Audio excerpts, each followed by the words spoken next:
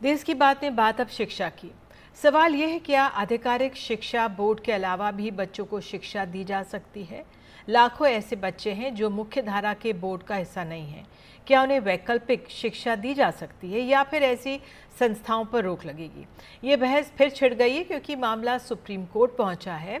Allahabad high court ने अपने 22 मार्च के फैसले में मदरसा बोर्ड के अवैध उसको करार दिया था, जिसके खिलाफ सुप्रीम कोर्ट में याचिका दायर की गई थी। इसी सिलसिले में राष्ट्रीय बाल अधिकार संरक्षण आयोग NCPCR ने हलफनामा दिया है। राष्ट्रीय बाल अधिकार संरक्षण आयोग ने मदरसों को बंद करने की मांग के पक्ष में सुप्रीम कोर्ट में जवाब दिया है। आयोग ने सुप्रीम कोर्ट को बताया है कि मदरसों में पढ़ने वाले बच्चे अच्छी शिक्षा नहीं पा रहे हैं। कहा है कि वहां शिक्षा का सही माहौल नहीं है, मजहबी तालीम पर जोर है। NCPR का कहना है कि मदरसों में बच्चों को दी जाने वाली शिक्षा व्यापक नहीं है और इसलिए ये शिक्षा का अधिकार अधिनियम जो है RTI एक्ट 2009 के प्रावधानों के खिलाफ है। मदरसों में बच्चों को औपचारिक और सही गुणवत्ता की शिक्षा नहीं मिल रही है। दरअसल हाई कोर्ट ने UP board of Madrasa education act 2004 को रद्द कर दिया था। इसी फैसले को शीर्ष अदालत में चुनौती दी गई है। आगे कहा कि बच्चों को न केवल एक उपयुक्त शिक्षा के वंचित किया जाता है वहां पर, बल्कि एक स्वास्थ्य वातावरण और विकास के बेहतर अवसरों से भी वंचित किया जाता है। उन्हें मिड डे मील, यूनिफॉर्म और प्रशिक्षित टीचर्स जैसी सुविधाएं नहीं मिल पाती हैं। तो इलाहाबाद हाई कोर्ट की लखनऊ पीठ ने 22 मार्च को UP board of Madrasa education act 2004 को असंवैधानिक करार दिया था। अदालत ने कहा था कि एक्ट धर्मनिरपेक्षता के सिद्धांतों का उल्लंघन करने वाला है, यानी इसके खिलाफ है, जबकि धर्मनिरपेक्षता संविधान के मूल ढांचे का अंग है। कोर्ट ने राज्य सरकार से मदरसे में पढ़ने वाले विद्यार्थियों को बुनियादी शिक्षा व्यवस्था में तत्काल समायोजित करने का निर्देश दिया था। साथ ही सरकार को ये भी सुनिश्चित करने का आदेश दिया था कि 6 से 14 साल तक के बच्चे मान्यता प्राप्त संस्थानों में दाखिले से ना छूटें। आइए आगे बढ़ने से पहले हमारे सहयोगी ताबिश हुसैन की एक ग्राउंड रिपोर्ट देखते हैं। उन्होंने एक मदरसे में जाकर आंकलन किया है। सवाल मदरसों को लेकर है, मदरसों में दी जाने वाली शिक्षा को लेकर है कि वहाँ पर पढ़ने वाले बच्चे क्या सीखते हैं और किस तरह की शिक्षा उनको दी जाती है। दरअसल ये मामला जो है ये उत्तर प्रदेश मदरसा एक्ट 2004 को लेकर है, जिसको इलाहाबाद हाई कोर्ट ने जो है असंवैधानिक करार देते हुए निरस्त कर दिया था, जिसे बाद में सुप्रीम कोर्ट में चैलेंज किया गया और वहाँ पर जो राष्ट्रीय बाल संरक्षण आयोग है NCPCR, उनकी तरफ से सुप्रीम कोर्ट में इसको लेकर कहा गया कि मदरसों में दी जाने वाली जो शिक्षा है वो व्यापक नहीं है, इसलिए शिक्षा के अधिकार अधिनियम के प्रावधानों के ये खिलाफ है और मदरसे में इस्लाम की सर्वोच्चता के बारे में ही सिर्फ यहाँ पर पढ़ाया जाता है। तो हम मौजूद हैं दिल्ली के एक मदरसे में, दिल्ली के अबुल फजल इलाके में ये मदरसा है, जहाँ पर हमारे साथ कुछ बच्चे हैं जो यहाँ पर शिक्षा हासिल करते हैं और मौलाना हैं जो उनको शिक्षा देते हैं इस मदरसे में। तो जानते हैं कि यहाँ पर किस तरह की शिक्षा जो है दी जाती है, बच्चे यहाँ पर क्या सीखते हैं। कुछ बच्चों से पहले बात करते हैं। आप लोग यहाँ पर कितने वक्त से जो है वो पढ़ाई कर रहे हैं मदरसे में? हम करीब 2 साल से आए हैं। आप तो बहुत छोटे हो। 1 साल से। 1 साल से। तो क्या क्या आपने अभी तक सीखा यहाँ पर मदरसे में? किस तरह की पढ़ाई आपको जो है सिखाई जाती है, पढ़ाया जाता है यहाँ पर? मैं यहाँ पर कुरान पढ़ाया जाता है और जब शाम 10 बजे से 12 बजे तक हमको इंग्लिश हिंदी पढ़ाया जाता है यहाँ पर। अच्छा, इंग्लिश हिंदी भी पढ़ाई जाती है साथ में। तो जैसे स्कूल में बच्चे होते हैं कि आप बड़े होके जो है क्या बनेंगे आगे चल के, आप लोग का ऐसा कुछ कि आगे बड़े होके आप क्या बनना चाहते हैं ज़िंदगी में? जी मैं आलिमियत करना चाहता हूँ। अच्छा ठीक है, आप तो दीनियत के रास्ते पे आलिमियत। ठीक है, आप? मैं डॉक्टर बन के मुल्क की कौम की हिफाजत इज्जत करना चाहता हूँ। आप? मैं भी डॉक्टर बनकर मुल्क की खिदमत करना चाहता हूँ। डॉक्टरी करना चाहते हैं। तो यहाँ से आप मदरसे से जो दीनियात है उसके बारे में जानकारी लेके पढ़ाई करके उसके बाद फिर स्कूल और फिर आप आगे जो है डॉक्टर बनना चाहते हैं।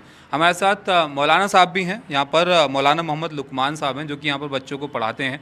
मौलाना साहब, कुछ सवाल मदरसों की पढ़ाई को लेकर, जिसमें सबसे बड़ा सवाल यही कि मदरसों में क्या पढ़ाया जाता है, क्या सिर्फ इस्लाम के बारे में ही पढ़ाया जाता है या व्यापक नहीं है मदरसों की पढ़ाई? इस पर आप बताएं कुछ। नहीं, इस्लाम की जो मदरसों में पढ़ाई है वो मुकम्मल तालीम है, ऐसी बात नहीं है। और ये नहीं है कि सिर्फ हम मदरसे की ही तालीम देते हैं, बल्कि हम जो और तालीम हैं उनको भी हम पढ़ाते हैं बच्चों को, और बच्चों को मुल्क का वफ़ादार बनाते हैं और मुल्क की मोहब्बत उनको सिखाते हैं, और किस तरह किससे बात करनी है सारी चीज़ें सिखाते हैं। इंग्लिश भी और साइंस भी, सारी चीज़ें, हिसाब वगैरह सारा हम बच्चों को टीचर रखे हुए हैं सब। मदरसा एक्ट को लेकर ये मामला है, सुप्रीम कोर्ट में अपनी तरफ से जो है वो एनसीपीसीआर की तरफ से जो बातें हैं यहाँ पर रखी गई हैं। अब कोर्ट में जब मामला जो है सुना जाएगा तब देखना होगा इस पर कोर्ट का क्या रुख होता है। नई दिल्ली से ताबिश हुसैन, NDTV इंडिया के लिए। और इस पर बात करने के लिए हमारे साथ खास मेहमान है, लेकिन सबसे पहले सदस्य प्रियंक कानून को हमारे साथ हैं एनसीपीआर के। बहुत बहुत धन्यवाद जुड़ने के लिए। सर, जो ये पूरा मामला सामने आया है, एनसीपीसीआर ने अपना हलफनामा तो दिया है, लेकिन क्या माना जाए कि जो आधिकारिक बोर्ड नहीं है उसके अलावा जो हल्के हैं जो पढ़ाते हैं, क्या वो गुणवत्तापूर्ण शिक्षा नहीं दे सकते? देखिए, ये मामला जो है पिछले 9 साल से हम लोग इस पर काम कर रहे हैं, और इस विषय को समझना बहुत जरूरी है कि सबसे पहली बात यह है कि मदरसे कितने प्रकार के हैं।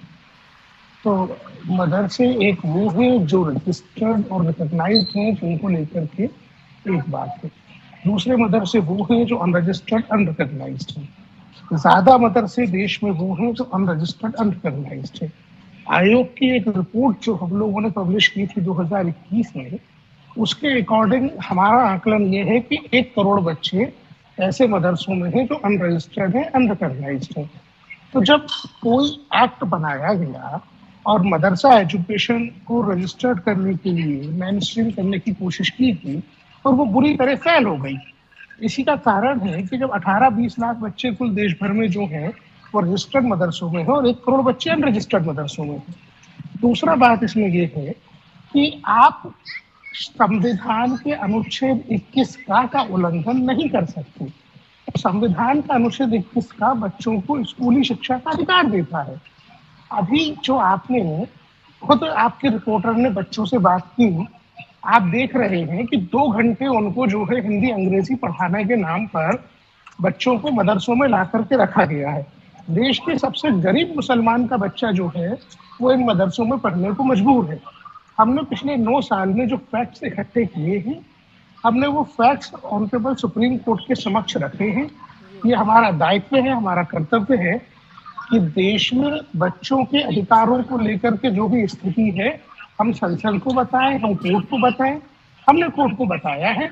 अब हमको उम्मीद है कि बच्चों के हित में कोर्ट फैसला लेंगे और बच्चों का शिक्षा का अधिकार सुनिश्चित हो सके। प्रियंक जी, एक छोटा सा सवाल ये भी कि जो बच्चे अगर बड़ी तादाद में आप देखें वो गरीब अगर परिवारों के हैं और वो स्कूल की शिक्षा अफोर्ड नहीं कर पाते या दाखिला नहीं मिलता, क्या ये भी एक कारण हो सकता है?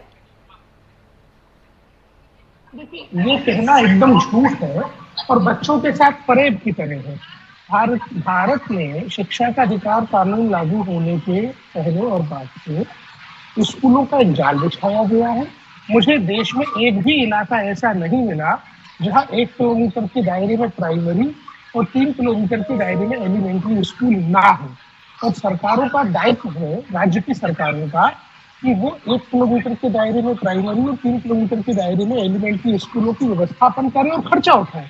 यहाँ तक कि right to education act private स्कूलों में भी गरीब बच्चों के दाखिले और उनकी फीस की व्यवस्था सरकार के खर्च से करता है। ऐसे में सरकार का पैसा, जो भारत के टैक्स पेयर का पैसा है, वो पैसा किसी ऐसी गतिविधि में लगाया जाना जो शिक्षा का अधिकार से इतर है, ये ना केवल बच्चों के साथ होता है, ये तो करदाता के साथ भी होता है। ठीक है, आप हमारे साथ जुड़े, बहुत बहुत धन्यवाद आपका। और इसी मसले पर बात करने के लिए हमारे साथ 2 जानकार हैं। प्रोफेसर फुरकान कमर हैं, शिक्षाविद, और संध्या बजाज, पूर्व सदस्य एनसीपीसीआर हमारे साथ हैं। फुरकान साहब, मैं आपसे ये समझना चाहूँगी कि जिस तरह से आप सुन रहे थे अभी प्रियंक कानून को, उनका ये कहना था कि आधिकारिक हमारे मदरसे भी हैं और जो अनरजिस्टर्ड मदरसे हैं उनकी संख्या ज़्यादा है, वहाँ पे शायद गुणवत्तापूर्ण शिक्षा नहीं मिल पाती। आपका क्या आंकलन है इस पूरे मसले पर? जी देखिए, अब मसला सुप्रीम कोर्ट में है और इलाहाबाद हाई कोर्ट के फैसले के खिलाफ इस पर अपील है, और मुझे लगता है कि जब मेरिट पर बात होगी तो सारे पहलू इसमें गौर किए जाएंगे। बात सीधी सी ये है कि भारत का संविधान मुसलमानों को भी ये हक देता है कि वो अपने धर्म के प्रचार और मतलब प्रमोशन, प्रिजर्वेशन और अपनी लैंग्वेज, अपने रिलीजन के लिए कोशिश करें। मदरसों का मूलभूत उद्देश्य यही था कि जो लोग अपने बच्चों को अपने धर्म की तालीम देना चाहते हैं उनके लिए मदरसे कायम किए गए थे। एक आकलन के मुताबिक 4% से ज्यादा बच्चे जो स्कूल गोइंग एज के हैं वो मदरसों में नहीं जाते, और उसमें से भी बहुत सारे मदरसे ऐसे हैं जो अलग अलग मदरसा बोर्ड से एफिलिएटेड हैं, या वो बच्चे जो हैं वो अलग अलग एजुकेशन बोर्ड के एग्जाम देते हैं। अब ये माना जाना कि सिर्फ जो है बहुत थोड़े से लोग मदरसों में जाते हैं जो रिकग्नाइज्ड हैं, बाकी अनरिकग्नाइज्ड मदरसों में जाते हैं, ये एक विवादास्पद विषय है, क्योंकि बहुत सारे लोग शिक्षा से बाहर हैं। वो सिर्फ मुसलमानों पर लागू नहीं होता, दूसरे कौमों पर भी लागू होता है। तो जो लोग शिक्षा से बाहर हैं, जो लोग एजुकेशन से नहीं जुड़े हुए हैं, उनको ये मान लेना कि वो जो है वो अनरिकग्नाइज्ड इंस्टीट्यूशन में जा रहे हैं, ये बात गलत है। देखिए, मदरसों का जो मूलभूत उद्देश्य था वो मैंने आपको बताया। ये हम जैसे कुछ प्रोग्रेसिव लोगों की सोच थी कि इन मदरसों का मॉडर्नाइजेशन है, और इसके नाम पर यह कहा गया कि भाई मदरसों में इसको रोजगार से जोड़ना चाहिए, इनमें स्किल आनी चाहिए, इनको अंग्रेजी, साइंस और मैथमेटिक्स पढ़ानी जानी चाहिए। और उस समय भी बहुत सारे लोग थे जो इसका विरोध कर रहे थे। वो कह रहे थे कि मदरसों का एक उद्देश्य है, सिर्फ उनको उस उद्देश्य तक सीमित रहने दिया जाए। लेकिन लोगों ने कहा कि नहीं, इस पर जनरली जो है अगर भलाई होती है तो ये सब किया जाए। वो किया गया, कुछ एड दी गई, अब वो एड भी बंद हो गई। साथ में अब ये हो रहा है कि अब मदरसा चल ही नहीं सकता क्योंकि वो राइट टू एजुकेशन एक्ट का उल्लंघन है। भाई, राइट टू एजुकेशन एक्ट एक बात है, लेकिन साथ में ये भी कहा गया है कि every minority community shall have a right to promote, preserve, propagate its religion, its language, its culture. तो हमें इसका भी ख्याल करना पड़ेगा। आप उनको उनके अधिकार से वंचित नहीं कर सकते। संध्या बजाज जी सर, संध्या बजाज जी, आपने अपनी बात की वंचित नहीं कर सकते। संध्या बजाज, आपसे आप किस तरह से इस पूरे मामले को देख रही हैं? गुणवत्ता की बात, या सिर्फ ये बात माने कि जो रजिस्टर्ड मदरसे हैं या अनरजिस्टर्ड मदरसे हैं, ये वहां पर बात आके अटकेगी?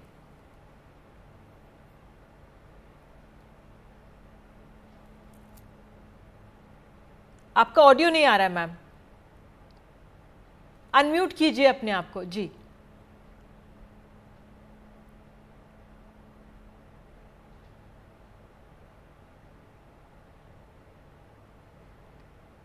जी जी जी संध्या जी बोलिए।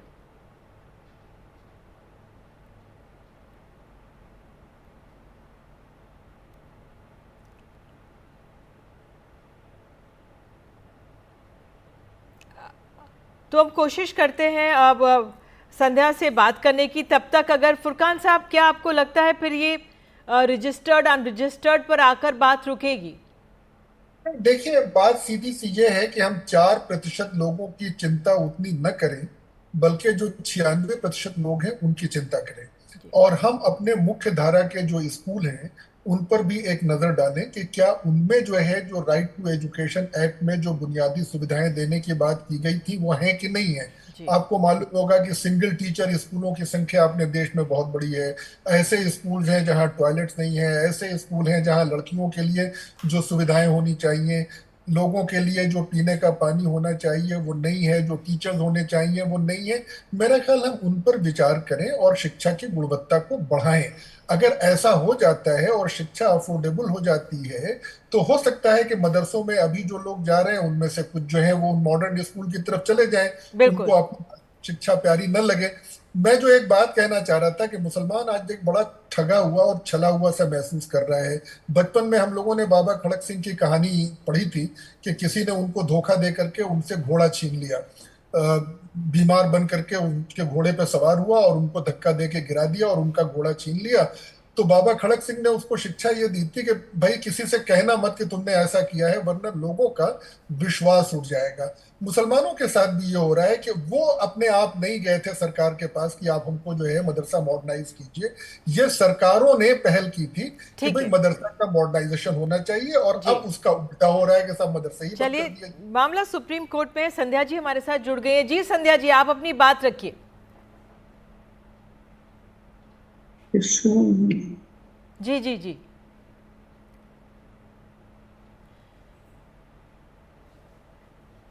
संध्या जी, क्या माना जाए, जो ये पूरी स्थिति इस समय बन रही है, आपको ये लगता है कि गुणवत्ता है शिक्षा का, बच्चों को इससे ये नहीं मिल पा रही है, इसलिए इसका विरोध हो रहा है?